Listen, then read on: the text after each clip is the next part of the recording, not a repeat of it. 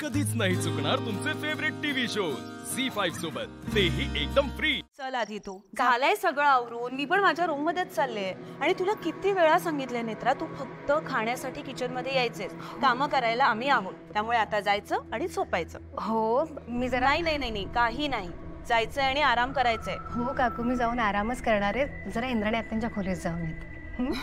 बरं जा, पण लवकर जाऊन झोपायचं आहे। हो तुम्ही वा पुढे, मी आले। चल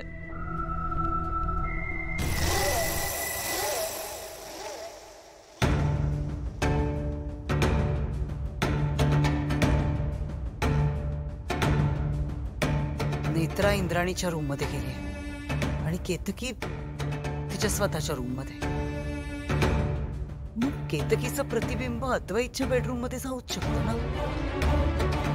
प्रतिबिंब पुन्हा ओळखतील असा धोका आहेच, पण प्रयत्न करायलाच हवा। ही एक शेवटची संधी आहे।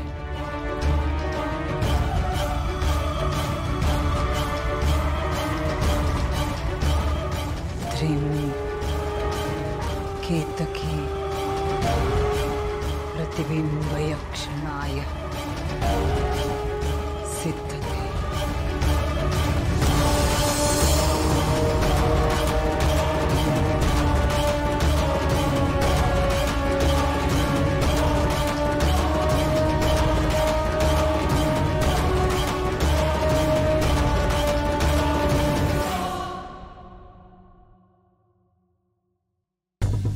मी काय सांगते ते नीट ऐक। अद्वैतच्या खोलीत जायचं, तिथे गेल्यावर पहिलं वाक्य असायला हवं मी काय म्हणते। बोलायला सुरुवात याच वाक्याने करायची, मी काय म्हणते। यानंतर पुढे काय करायचं ते ऐक। विरोचकाला नक्की संशय आलाय, म्हणूनच तर त्याने ते प्रतिबिंब बनवलं। पण आता मला नाही वाटत विरोचक ध्वजापर्यंत पोहोचू शकेल। असं का वाटतंय तुला? आत्या, त्या ध्वजामध्ये ना काहीतरी आहे जे विरोचकाला लांब ठेवतंय, म्हणून मी आबांशी सुद्धा बोलले। त्यांना ध्वजाबद्दल सगळं सांगितलं, तर त्यांचं म्हणणं आहे की एकाच वस्तूवर विरोचकाचं चिन्ह आणि देवीचं चिन्ह असं होऊच शकत नाही, शक्यच नाहीये। त्यांचा असा संशय आहे की हा सगळा विरोचकाचा डाव आहे। मला नाही वाटत तसं, कारण तू काय घेऊन आलीस हे विरोचक शोधतोय, त्यामुळे हा सगळा त्याचा डाव असेल असं मला वाटत नाही। पण एवढं मात्र नक्की की विरोचक आता शांत बसणार नाही। पण आता विरोचकाने जेव्हा चोरोटीला स्पर्श करण्याचा प्रयत्न केला तेव्हा त्याला खरंच खूप मोठा झटका बसला होता।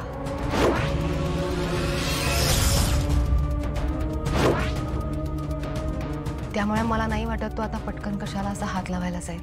काहीही करून लवकरात लवकर ध्वजाच्या रहस्याची उकल करायला हवी, नाहीतर खूप उशीर होईल। पण काय करायचं, कशी करायची रहस्याची उकल?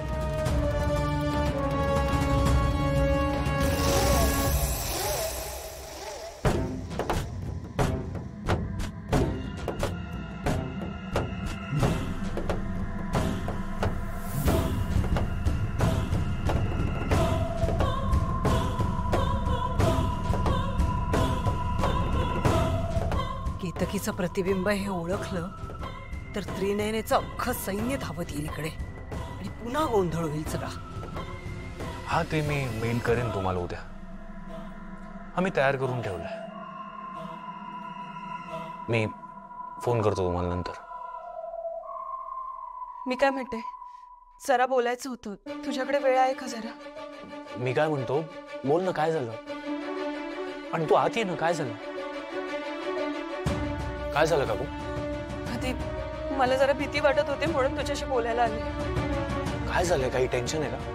टेन्शन म्हणजे विरोचक आला होता माझ्या बेडरूम मध्ये आणि धमकी देऊन गेला। तो विचारत होता की त्याच्या शक्तीबद्दल आपल्याला कसं कळलं ते सांगा। शांतता आहे म्हणजे प्रतिबिंबाला अजून ओळखलं नाहीये, सगळं वेळेत व्हायला हवंय। आणि विरोचक असं म्हणाले की जे जे काही लपवून ठेवलंय ना ते सगळं त्याला माहितीये. काकू ऐक, अस्थिकटर इंद्राने त्यांनी नीट लपवून ठेवली, ती कोणालाही सापडणार नाही. आणि तो जो ध्वज नेत्राने देवघरात लपवलाय त्याबद्दल विरोचकाला माहितीच नाही. आणि दुसरी गोष्ट, विरोचक देवघरात जाण्याची हिंमतच करणार नाही. ठीक आहे. इतका वेळ का लागतोय? तेवढ्यात नेत्र आली ना तर गोंधळ होईल सगळा. मला सांग, विरोचक कुठे आता आणि नेत्रा कुठे? विरोचक त्याच्या बेडरूम मध्ये गेल्या, मी बघितलं तिकडे जाताना. आणि नेत्रा इंद्राणी ताईंशी त्यांच्या बेडरूम मध्ये बोलते. ओके.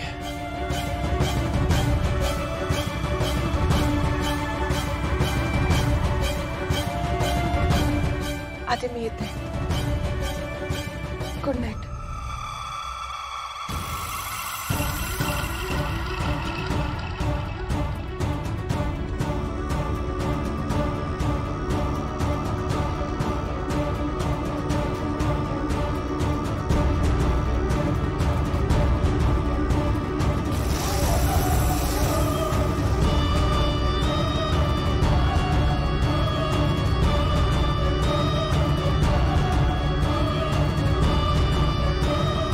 झालं बोलणं? काय म्हणाला तू? अद्वैत म्हणत होता की अस्थिकटर इंद्राने त्यांनी नीट लपवून ठेवली, ती कोणालाही सापडणार नाही. आणि तो जो ध्वज नेत्राने देवघरात लपवलाय त्याबद्दल विरोचकाला माहितीच नाही. ध्वज?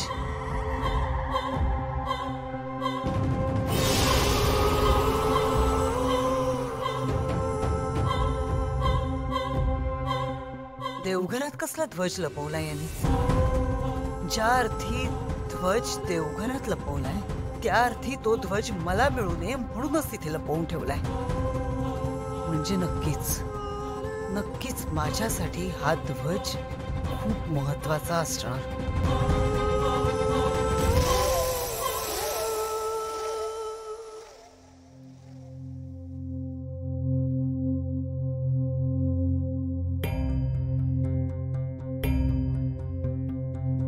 मी काय म्हणते? काय झालं? मी काय म्हणतो, काही नाही. चल तू आवर चेंज कर, फ्रेश हो आणि आराम कर. चल. काय झालंय? काही नाही झालंय नेत्रा. सांगा ना काय झालंय? नेत्रा, खरंच काही झालं नाहीये. चल तू आराम कर. चल. तुम्हाला माहिती आहे ना, तुम्ही माझ्यापासून काही लपवू शकत नाही. चेहऱ्यावर दिसतंय काहीतरी झालंय. प्लीज मला सांगा काय झालंय. मी टेन्शन घेईन म्हणून सांगत नाही आहात का? साहेब ऐका ना, तुम्ही मला नाही सांगितलं ना तर मला जास्त टेन्शन येईल. प्लीज मला सांगा काय झालंय. नेत्रा, काकू आली होती आता. ती म्हणाली विरोचकाने तिला धमकी दिली. धमकी दिली? काय काय म्हणाला विरोचक? हेच की तुम्हाला शक्तीबद्दल कसं कळलं. आणि नेत्रा, विरोचक म्हणाला की त्याला आपण काय काय कुठे कुठे लपवून ठेवलंय ते सगळं कळलं. झी5 ॲप डाउनलोड करा आणि पहा सर्व एपिसोड्स एकदम फ्री.